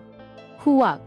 Ang kanilang nga mata ay nagtagpo, at sa gitna ng kanilang galit, nakita nila ang parehong desperasyon. Ang takot na mawala ang isa-isa ay mas malakas kaysa sa takot na mahuli. Ang kanilang pag-away ay biglang naglaho, napalitan ng isang bagay na mas primal, mas desperado. Biglang hinila ni Liam si Isabel at hinalikan siya ng marahas. Hindi ito malambing. Ito ay isang halik-ngalit, takot, at pag-angkin. Tinugon ito ni Isabeleng may parehong CD. Ang kanyang nga kuko ay bumaon sa likod ni Liam. Itinulak niya ito patungo sa mesaeng guro. Ang napapel at libro ay nakalat sa sahig. Ang kanilang pagtatali ay hindi isang kilos ng pagmamahal. Ito ay isang kilos ng desperasyon, isang marahas na paraan para patunayan sa kanilang mga sarili na sila pa rin ay sa isa-isa, na walang sinuman, kahit na ang realidad, ang makapaghihiwalay sa kanila. Pagkatapos, sa gitna ng nakalat na silid-aralan, habang sila'y parehong nahahabaw ng hininga, isang bagong katahimikan ang bumalot sa kanila. Hindi ito ang komportableng katahimikan ng dati, ito ay isang katahimikang mabigat, puno ng isang bagong bigat. Nakaligtas sila, ngunit ang kanilang pagkaligtas ay naiwan ng isang malalim na sugat. Ang kagalakan ng kanilang sikreto ay napalitan ng isang malami at matalas na pagkaunawa sa kung gaano kabilis maaring gumuho ang lahat. Ang insidente sa silid-aralan kasama si Marco ay isang malakas na sampal mula sa realidad. Ang kumpiyansa na kanilang naramdaman sa kanilang lihim na mundo ay biglang naglaho, napalitan ng isang nanunuot na takot. Ang bawat araw ay naging isang pagsubok sa kanilang nanerbiyos. Ang kanilang pakikita ay naging mas maikli, mas bihira, at laging may kasamang isang mabigat na ulap ng pangamba. Hindi na ito tungkol sa pagnanasa, ito ay tungkol sa isang desperadong pangangailangan na makita ang isa-isa, na parabang para siguraduhing totoo pa rin ang lahat sa gitna ng kanilang makasinungalingan. Para kay Isabel, ang paralan ay naging isang larangan ng mina.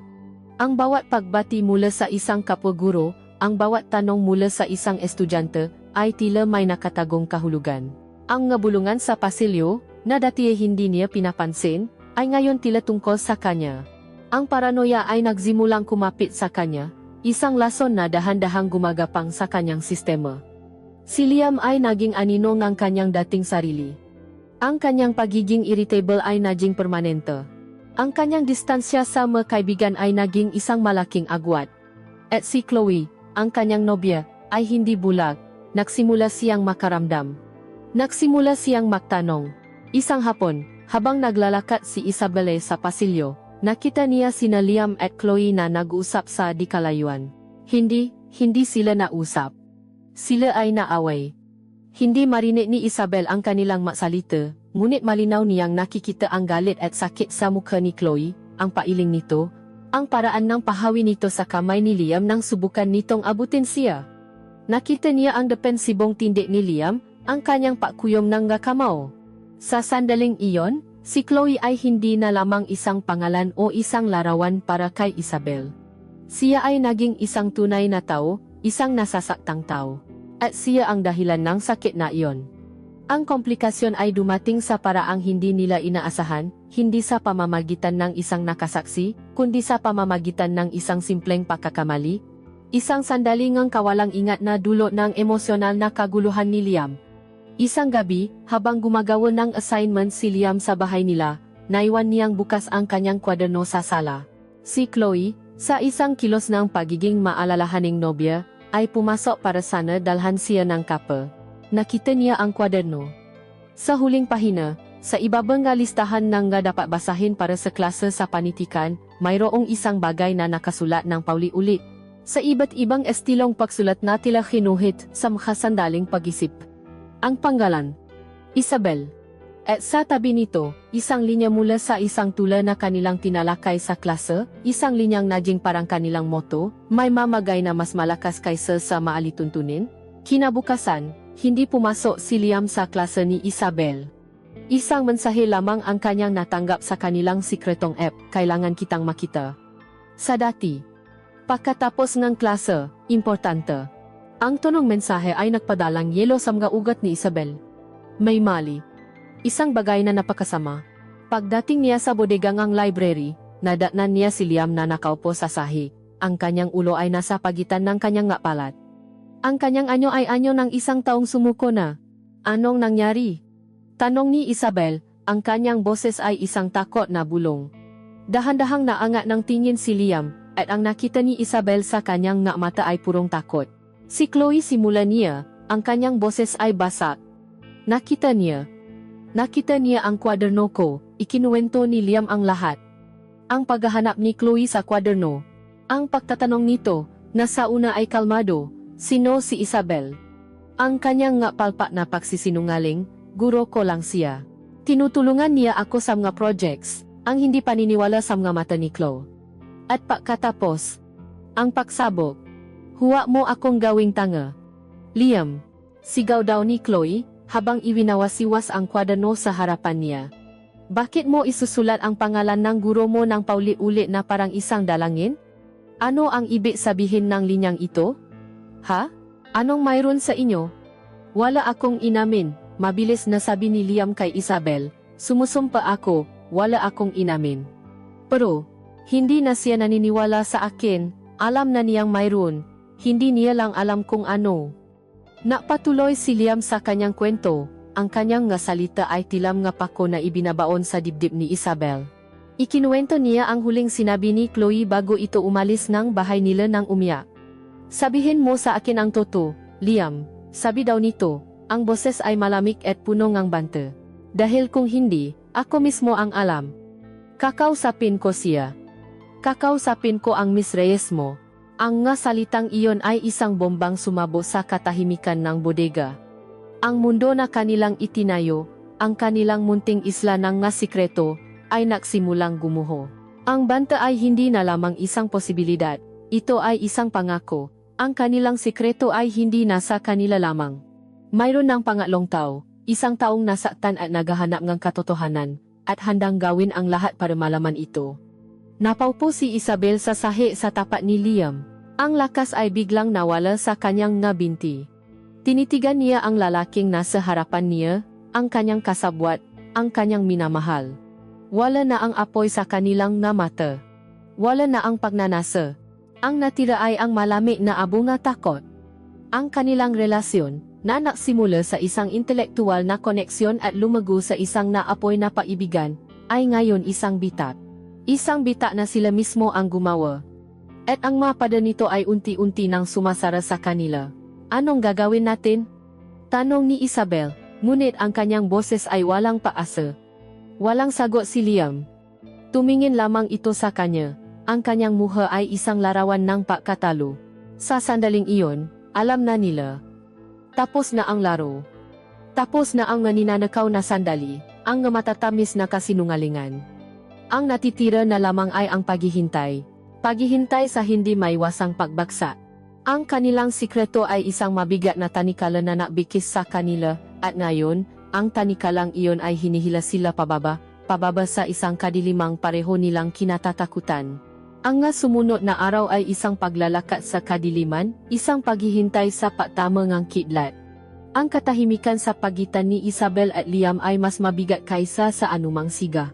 Bawat isa sa kanila ay naghihintay, alam na ang kanilang kapalaran ay wala na sa kanilang makamay, kundi nasa makamay ng isang nasatang dalaga na may hawak na katotohanan. Ang pagbagsa ay hindi dumating sa anyo ang isang malakas na pagsabo. Ito ay dumating bilang isang tahimik at malamig na tawa mula sa opisina ng punong guro. Papasok ni Isabel sa silid na iyon, alam na niya, ang paraan ng pagtingin sa kanya ng punong guro, ang presensya ng guidance counselor, ang isang folder na nakapatong sa mesa sa pagitan nila lahat ay isang senyales ng katapusan. Walang mga akusasyon na pasiga, walang mga pagtatanong. Ang lahat ay formal at profesional. Inilata sa kanya ang mga aligasyon mula kay Chloe, na sinuportahan ng testimonya ng mga kaibigan nito tungkol sa biglaang pagbabago ni Liam, at ang pisikal na ebidensya ang kwaderno. Hindi na kailangan pang umamin si Isabel. Ang katahimikan niya, ang kawalan ng pagtanggi sa kanyang nga mata, ay sapat ng sagot. Ang kanyang internship ay agad na tinapos. Ang kanyang lisensya sa pagtuturo, na hindi pa man niya nahahawakan, ay nasa bingit ng pagkakansela. Ang kanyang pag-alis sa paralan ay kasing bilis ng kanyang pagdating, ngunit sa pagkakataong ito, wala nang nga pangarap, tanging kahihiyan na lamang ang kanyang dala. Ang pagbagsak ng kanyang profesional na buhay ay sinundan ng pagkawasa ng kanyang personal na buhay. Nang gabing iyon, sa kanilang apartment, umamin siya sa lahat kay Marco. Ang bawat salita ay parang lason na lumalabas sa kanyang bibig, unti-unting pinapatay ang pag-ibig na matagal nilang iningatan. Nakita niya ang pagbabago sa mukha ni Marco, mula sa pagkalito, sa hindi paniniwala, patungo sa isang malalim at hindi masukat na sakit, at sa huli, sa galit. Ang kanilang paghihiwalay ay marahas at puno ng salitang hindi na nila mababawi pa. Si Liam ay humarap sa sarili niyang bersyon ng impyerno. Isang linggong suspensyon ang kanyang natanggap, ngunit ang tunay na parusa ay hindi mula sa paralan. Ito ay mula sa kanyang ama, na tiningnan siya hindi na bilang isang anak, kundi bilang isang malaking pagkabigo. Ang kanilang bahay ay napuno ng isang katahimikang mas masakit pa kaysa sa anumang siga. Sa paralan, ang nga dati niyang kaibigan ay iniwasan siya. Ang nga bulungan ay sumusunod sa kanya sa bawat pasilyo. Siya ay naging isang kuwento, isang babala. Ang kanilang ipinagbabawal na pag-ibig ay naging isang pampublikong iskandalo, isang aliwan para sa iba. Ang kanilang nga pangalan, na dati binubulong nila sa isa-isa ng may pagnanasa, ay ngayon binabanggit na lamang ng may panghuhusga. Sila ay pinahiwalay ng puwersa, bawat isa ay itinapon sa kanilang sariling isla ng pagkakasala at kalungkutan. Lumipas ang isang taon. Ang iskandalo ay dahan-dahang humupa, napalitan ng nga bagong sismis. Ang nga pangalan ni na Isabel at Liam ay unti-unti nang nakalimutan ng karamihan, naging isang maikling kabanata lamang sa kasaysayan ng paralan. Si Isabel ay natatrabaho na ngayon bilang isang clerk sa isang maliit na kumpanya. Ang kanyang nga araw ay puno nga numero at papeles, isang malayo at kulay-abong bersyon ng kanyang dating pangarap. Ang ningning sa kanyang nga mata ay napalitan ng isang pagod na pagtanggap sa kanyang kapalaran. Ang kanyang buho ay madalas na nakatalina lamang, at ang kanyang madamit ay simple at walang buhay. Isang maulan na hapon ng Sabado, pumasok siya sa isang lumang bookstore sa kabilang bahagi ng lungsod, isang lugar na kanyang tinatakbuhan para sa kaunting katahimikan. Habang naghahanap siya sa isang hilera ng libro ng tula, isang pamilyar na figura sa kabilang pasilyo ang nakakuha ng kanyang pansin. Siya iyon. Si Liam. Nagbago na rin siya. Wala na ang yabang ng isang atleta. Ang kanyang magabalikat ay tila mas mababa, ngunit ang kanyang tindi ay may bagong bigat, isang katahimikang dulot ng karanasan. Mas payat siya. At ang kanyang nga mata, na dati puno ng apoy, ay ngayon may lalim ng isang matandang kaluluwa. Sila ay dalawang estranghero na ngayon, hinubok at binago ngang parehong pagkakamali. Sa isang iglap, nag-angat siya ng tingin at ang kanilang mga mata ay naktakpo sa ibabaw ng mga libro. Ang buong bookstore, ang tunog ng ulan sa labas, ang amoy ng nga libro, lahat ay naglaho. Sa isang segundo na tila isang kawalang hanggan, sila ay bumalik sa bodega ng library, sa loob ng kotseng puno ang hamok, sa silid-aralan na naging kanilang santuwaryo. Walang nga salitang kailangan. Ang kanilang nga mata ang naksalita. At sa tingin na iyon, nakita nila ang lahat. Nakita nila ang alaala ng pagnanasa, ang sakit ng pagkawasa, ang bigat ng panghihinayang. Nakita nila ang tanong na hindi na nila kailanman masasagot. Worth it ba ang lahat? Ngunit higit sa lahat, ang nakita nila sa mga mata ng isa-isa ay ang pakilala, isang malungkot na pakilala sa isang kaluluwang nakaukit sa kanila magpakailanman, isang peklat na hindi na kailanman maghihilom. Si Isabel ang unang umiwas ng tingin. Ang koneksyon ay naputol. Walang ngiti. Walang pagbati. Dahan-dahan siyang tumalikod. Ibinalik ang librong hawak niya sa estante nang hindi tinitingnan, at nagsimulang maglakad papalabas ng bookstore. Hindi siya lumingon. Pinanot siya ni Liam na maglakad palayo, ang kanyang figura ay unti-unting lumalabo hanggang sa tuluyan na itong mawala sa gitna nga estante. Naiwan siyang maisa, sa gitna ng gakwento nga ibang tao, hawa ang bigat ng sarili nilang natapos na kwento. Sapakat may mapaibig na parang apoy sa gubat. Sa simula, ito'y nakakabihani, mainit, at puno ng buhay. Ngunit ito'y mapanira, walang itinitira sa kanyang daraanan. At kapa ang apoy ay namatay na at ang uso ay naglaho, ang tanging matitira ay ang malawak na lupain ng abo, katahimikan. At ang alaalangang kung paano ang lahat ay nasunog sa ngalan ng isang nagbabagang damdamin.